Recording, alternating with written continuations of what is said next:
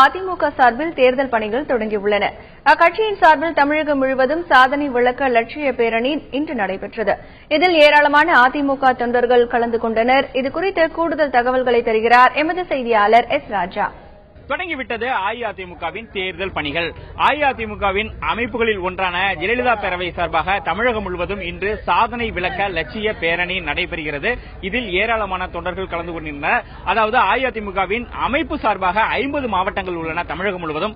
65,000 வாக்குச்சாவடிகள் உள்ளன தமிழகம் முழுவதும். அந்த வாக்குச்சாவடியில் உள்ள வாக்காளர்களை நேரடியாக சந்தித்து கடந்த 4.5 ஆண்டுகளில் எடுக்கப்பட்ட சாதனைகளை இவர்கள் துண்டு பிரசுரங்கள் மூலம் அவர்களிடம் விளக்க உள்ளனர். இதற்காக ஏராளமான தொண்டர்கள் தற்பொழுது குவிந்துள்ளனர். மொத்தத்தில் அஇஅதிமுக தன்னுடைய தேர்தல் பணிகளை தற்போது தொடங்கிவிட்டது. தந்தி டிவி செய்திகளுக்காக ஒளிப்பதிவாளர் பாலாஜியுடன் எஸ். ராஜா. இதேபோல் கும்பகோணத்தில் நடைபெற்ற அதிமுக சாதனை விளக்க லட்சிய பேரணியில் அக்கட்சி தொண்டர்கள் ஏராளமானோர் கலந்து கொண்டனர். அவர்கள் முக்கிய வீதிகள் வழியாக ஊர்வலமாக சென்றனர்.